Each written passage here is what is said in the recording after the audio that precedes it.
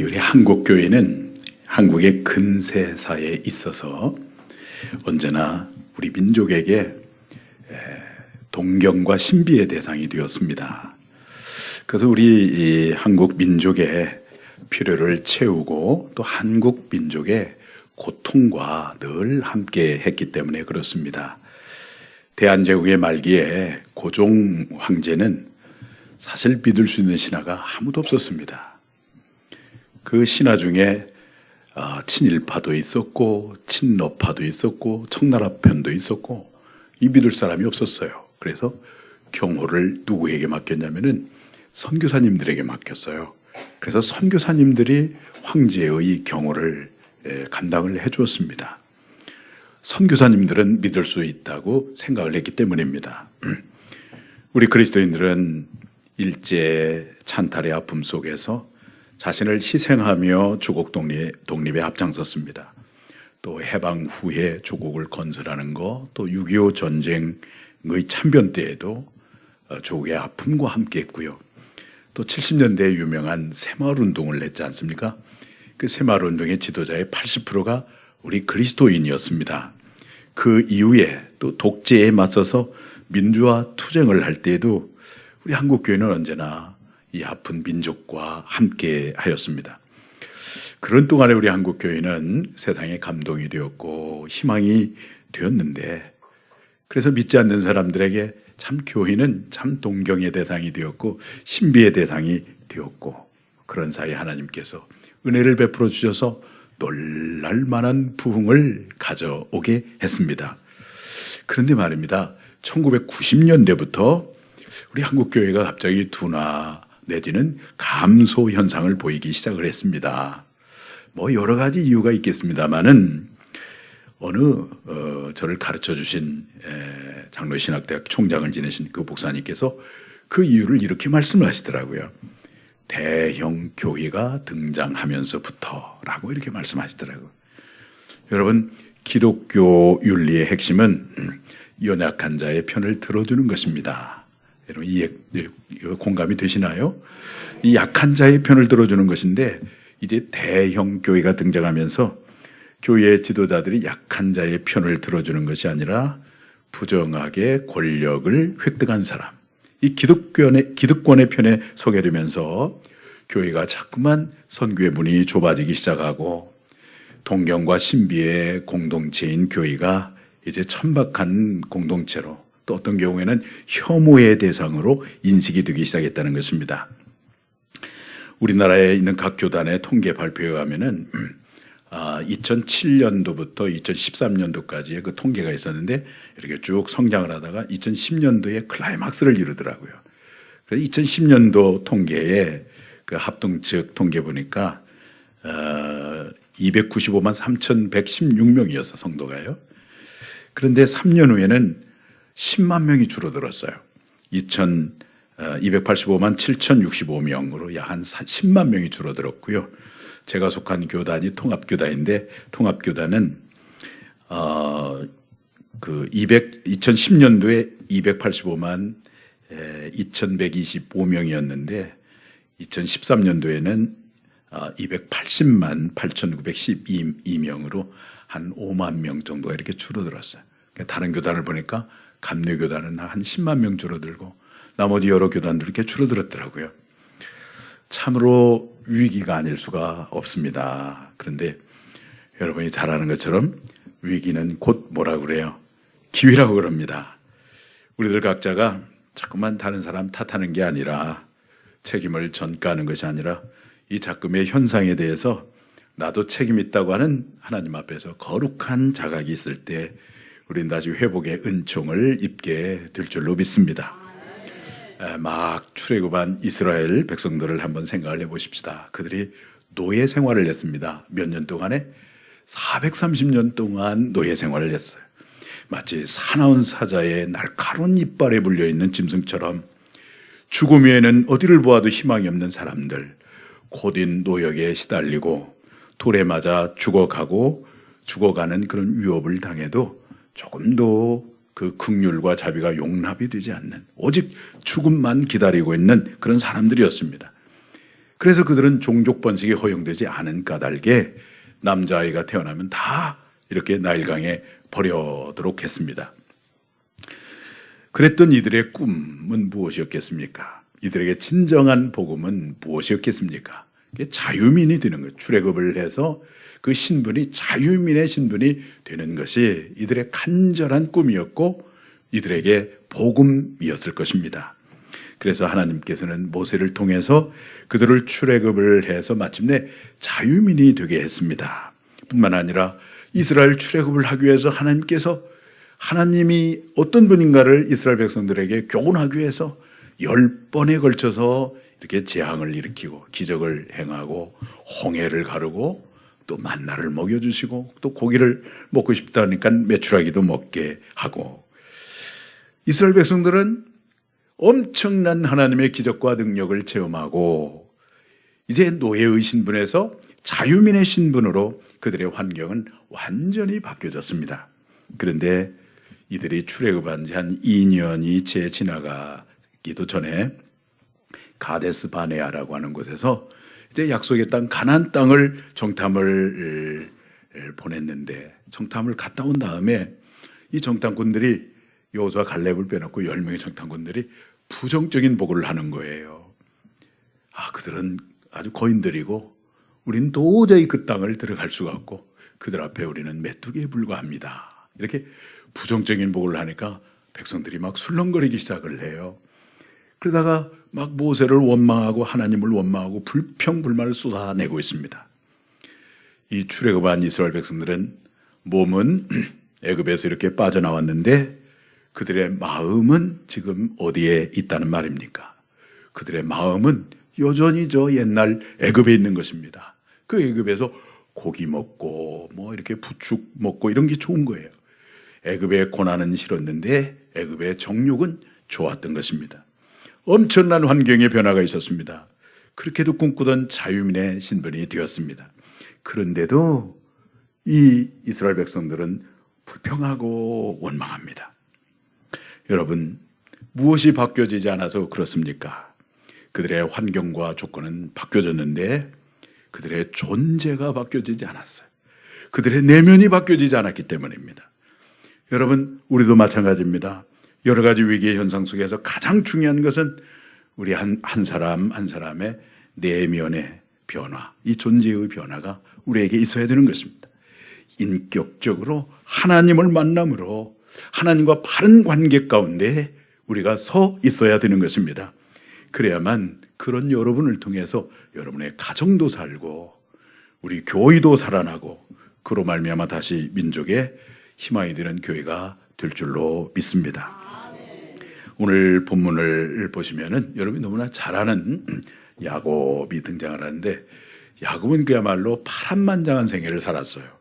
여러분 성경에서 가장 많이 등장하는 이름이 어떤 이름인지 아시죠? 그게 야곱입니다. 야곱이라는 이름이 가장 많이 등장을 합니다. 또 뿐만 아니라 창세기에 보면은 믿음의 족장을 소개할 때에 가장 많은 지면을 할애해서 소개되고 있는 족장이 바로 야곱입니다. 아브라함도 아니고 이삭도 아니고 요셉도 아니고 야곱입니다. 그렇게 소개될 정도로 야곱은 하나님의 관심의 대상이었던 것입니다. 야곱이 어느 날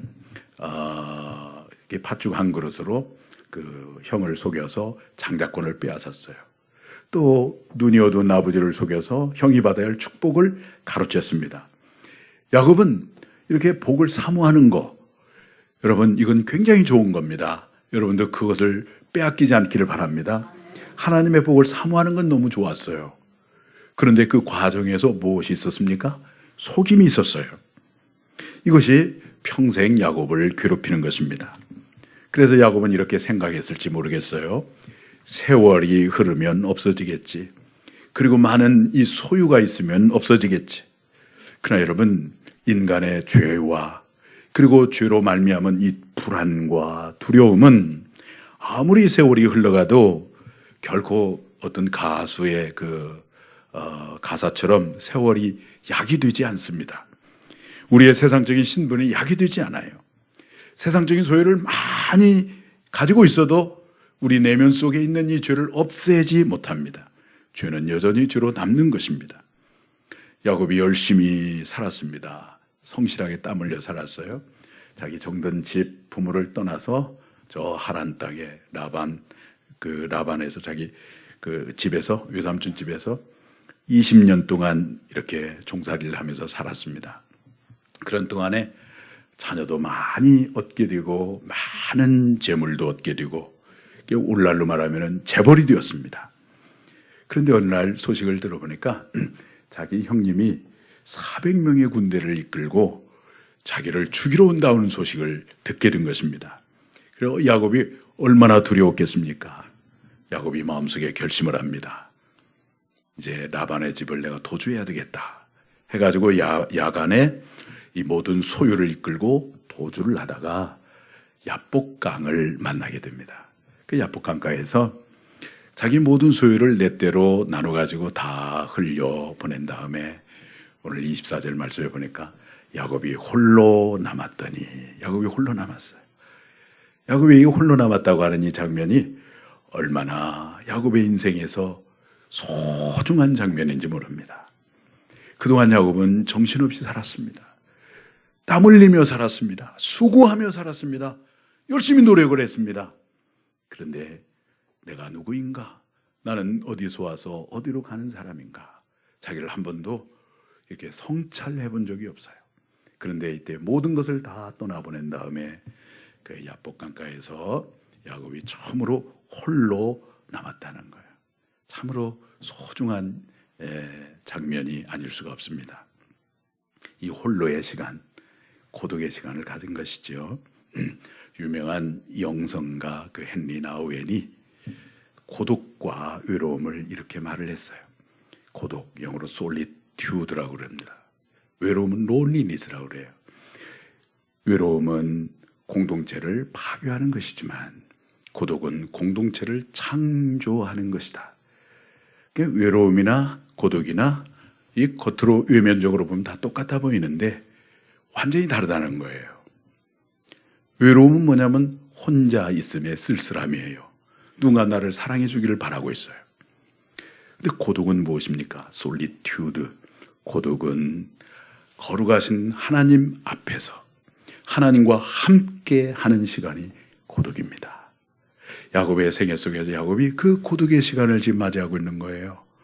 이 고독의 시간을 통해서 우리의 내면이 풍성해집니다. 내 존재가 넉넉해집니다. 그래서 공동체를 건설할 수 있는 힘이 만들어지는 것입니다.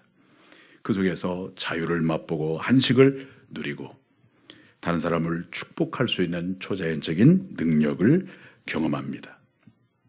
고독의 시간을 통해서 야곱은 새로운 사람으로 창조되었습니다. 그가 야복강가에 홀로 있는데 하나님의 사자가 찾아옵니다. 그리고 레슬링을 해요. 씨름을 합니다. 처음에 하나님의 사자가 이기지를 못합니다. 하나님의 사자가 이기지 못하겠습니까? 하나님이 피조물과 싸우는데 그것은 뭘 의미하냐면 야곱이 그만큼 자기의 자아가 너무 강하다는 거예요. 그러니까 현명한 사람은 빨리 하나님과 씨름할 때 뭐 하는 사람이 지혜로운 사람일까요? 빨리 하나님 앞에 뭐 하는 사람이, 빨리 손 들고 항복하는 사람이 지혜로운 사람인데 야곱은 자기가 하나님을 이겨보겠다고 씨름을 하는 거예요. 그러니까 하나님이 야곱을 지탱하고 있는 이 환도뼈를 부러뜨립니다. 그때 털썩 주저앉았어요. 그리고 이제 하나님의 사자가 떠나가려고 하니까 야곱이 말을 합니다. 나를 축복하고 가라. 축복하지 아니하면 놓아주지 않겠다고. 그런데 그때 이 하나님의 사자가 너무나 소중한 질문을 하나 던지고 있어요. 그게 뭐냐면 내 이름이 무엇이냐, 이걸 물어봐. 내 이름이 무엇이냐? 이 질문이 무엇인지 아십니까? 너는 누구냐? 너의 사는 목적이 무엇이냐? 어쩌면 범죄한 아담을 어느 날 하나님이 찾아오셔서 아담아, 네가 어디 있느냐? 이렇게 질문하는 것과 같이 이 야곱을 물어봐요. 야곱의 이름을 몰라서 물어보는 게 아니죠. 내 이름이 무엇이냐? 이 야곱의 혀를 찌른 그런 질문이었습니다. 야곱은 정신없이 살았는데, 땀 흘리며 살았는데, 누구보다도 성실하게 살았는데 한 번도 내가 누구인지, 나는 왜 태어났고 내 사는 목적이 무엇인지를 모르고 살았어요. 유명한 영국의 시인 하이네가 그의 시 속에서 이런 질문을 했습니다. 인생은 어디서 와서 어디로 가는 것이며 황금빛 별 저편에는 누가 사는가? 그 시 속에서 인생의 궁극적인 질문을 던졌는데 지금 하나님은 인생의 궁극적인 삶의 목적을 모른 채 정신없이 살아온 야곱에게 근원적인 질문을 던지고 있는 거예요. 내 이름이 무엇이냐? 그때 야곱이 대답합니다. 예, 제 이름은 야곱입니다. 이렇게 대답을 해요. 여러분, 이 야곱이라고 하는 말은 무슨 뜻이냐면은 히브리 말로 야캅이라고 그러는데 붙잡았다는 뜻이에요. 내가 하나님을 믿는다고 하지만 나의 모든 걸 다 하나님께 맡기고 하나님 주권 앞에서 내가 순종하며 삶을 살아가는 사람이 아니라 말로는 하나님을 믿는다고 했지만 내 철학을 믿었고 내 경험을 믿었고 내 신념을 믿었고 내 자아를 붙들고 살았습니다. 그런 고백입니다. 아주 위대한 고백이죠. 하나님을 믿는다고 하였지만은 결정적인 순간에는 내 생각과 감정대로 결정했습니다. 내가 교회를 섬긴다고 어떤 사역을 한다고 하지만 주님의 이름과 주님의 영광과 하나님 나라와 의를 위해서 산다고 하지만 결국 어떤 때는 내 자아를 만족하고 내 명예와 내 지위와 세상적인 성공을 위해서 살아갈 때가 사실 우리에게도 있을 수 있습니다. 여러분, 우리가 십자가에 내 자아가 죽고 예수 그리스도의 부활로 연합하여 예수님의 생명으로 사는 이 존재적인 이 변화가 우리 속에 없는 한 우리가 아무리 찬양을 뜨겁게 하고 기도를 열심히 해도 목회를 열심히 해도 어떤 때는 그것이 자아 추구일 때가 있다는 거예요. 열심히 사역을 해도 이 나라고 하는 범주를 벗어나지 못할 때가 있다는 것입니다. 하나님을 믿는다고 하면서도 하나님의 이름을 부르면서도 내 존재가 이렇게 바뀌어지지 아니하면은 자아를 추구하는 것입니다. 야곱이 그랬습니다. 하나님을 믿는다고 했지만 수십 년간 그러나 자아를 추구했어요. 그래서 이제 깨닫는 거예요. 그리고 고백하는 거예요. 예, 하나님 맞습니다. 내가 야곱입니다. 내가 하나님을 믿는다고 했지만 내 자아를 추구하며 살았습니다. 내 신념을 붙들고 살았고요. 내 경험을 의지하며 살았고요. 내 철학을 붙들고 살았습니다. 여러분, 예수님이 여러분 인생의 주인인 것을 믿으십니까? 로마서 10장 9절과 10절에 우리가 만일 예수를 주라고 시인하고 우리의 마음속에 예수님의 죽으심과 부활을 마음에 믿으면 구원을 받는다고 그랬잖아요. 우리가 구원받는다는 건 뭐냐면 예수님이 내 인생의 주인인 거예요. 주인인 거예요. 그렇다고 한다면 여러분, 우리가 어떻게 살려고 노력해야 되겠습니까? 주인이 하자는 대로 하려고 노력해야 되지 않겠습니까? 주인이신 예수님이 사랑하라 그러면 사랑하려고 노력하고, 용서하라 그러면 용서하려고 노력하고, 인내하라 참으라 그러면 참으려고 노력하고, 그게 진정한 크리스찬, 리얼 크리스찬이에요. 그런데 예수님 주님이라고 불러놓고 주님과 전혀 상관없이 삶을 살아가요. 그래서 예수님이 그런 말씀도 하셨어요. 마태복음 7장의 21절 이하에 나더러 주여 주여 하는 자마다 다 천국에 들어가는 것이 아니고 아버지의 뜻대로 행하는 자라에 들어간다고 그런 말씀하셨잖아요. 옛날에 초대교회 성도들은요, 예수님을 주님이라고 고백할 때는 이건 목숨을 걸고 고백을 했어요. 황제를 주라고 고백을 해야만 그들의 신앙을 허락을 받았거든요.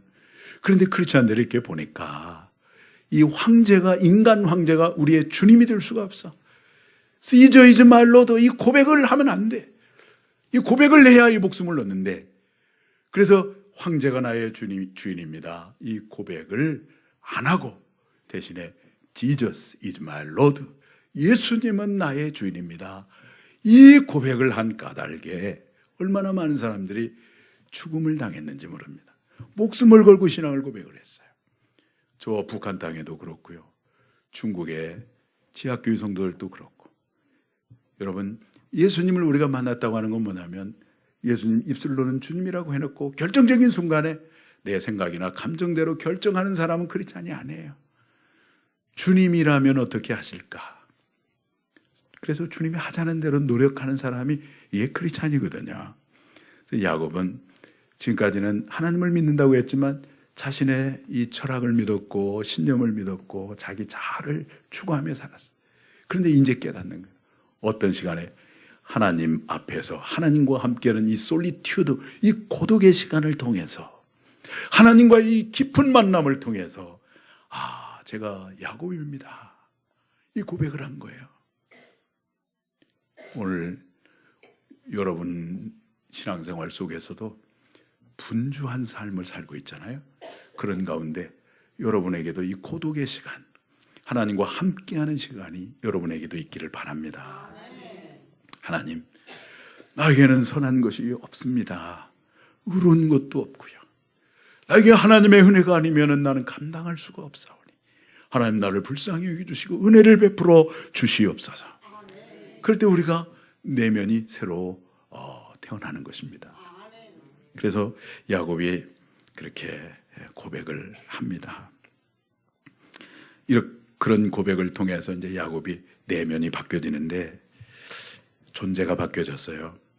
사도 바울이 이런 존재의 변화를 가장 적실하게 표현해 주신 말씀이 있거든요.